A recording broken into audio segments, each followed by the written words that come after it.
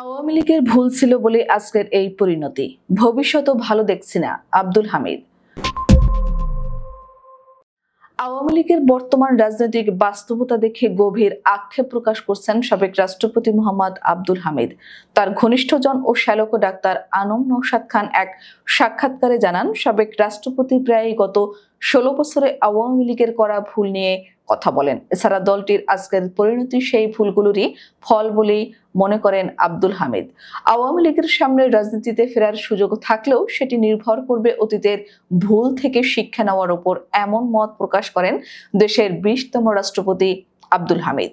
2012 সালে জাতীয় সংসদের স্পিকারের দায়িত্বে থাকাকালে তিনি বলেছিলেন, সরকার যদি স্বৈরাচারী হয়ে ওঠে জনগণ বেশি দিন তা সায় দেবে না। আজকের বাস্তবতায় সেই কথাই যেন মিলে গেছে।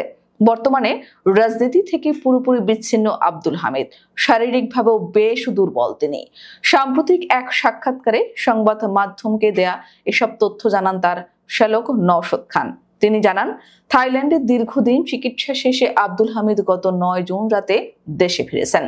নওশাদ খান বলেন, তিনি এখন সম্পূর্ণ পারিবারিক পরিবেশে রয়েছেন। রাজনীতির সঙ্গে তার কোনো সম্পৃক্ততা নেই, শরীরের অবস্থাও সেরকম না। 5 আগস্টের পর সাবেক প্রধানমন্ত্রী শেখ হাসিনার সঙ্গে তার আর কোনো যোগাযোগ হয়নি বলেও জানান নওশাদ খান। এমনকি আওয়ামী লীগের অন্য কোনো নেতার সঙ্গেও তার যোগাযোগ নেই। নওশাদ জানান, আব্দুল হামিদ নিয়মিত পত্রিকা পড়েন এবং সময় পেলে টেলিভিশনেও খবর দেখেন।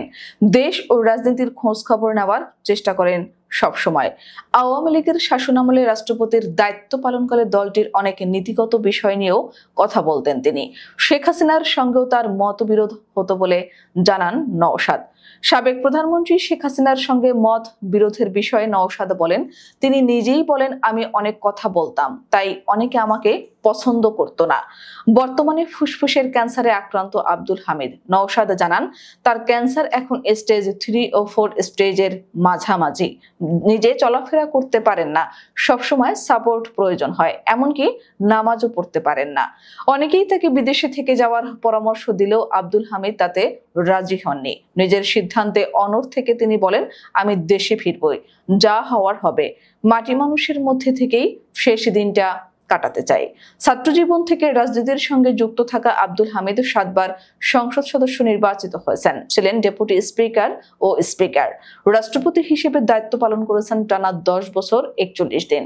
তবুও হাওরের মাটি ও মানুষের সঙ্গে তার আত্মিক টান আজও অটুট। অসুস্থ শরীর নিয়ে সেখানকার মানুষের খোঁজ খবর নেন নিয়মিত। নওশাদ জানান, হাওরে যাওয়ার ইচ্ছা এখনো তার মধ্যে প্রবল, কিন্তু শারীরিকভাবে সেটা আর সম্ভব নয়।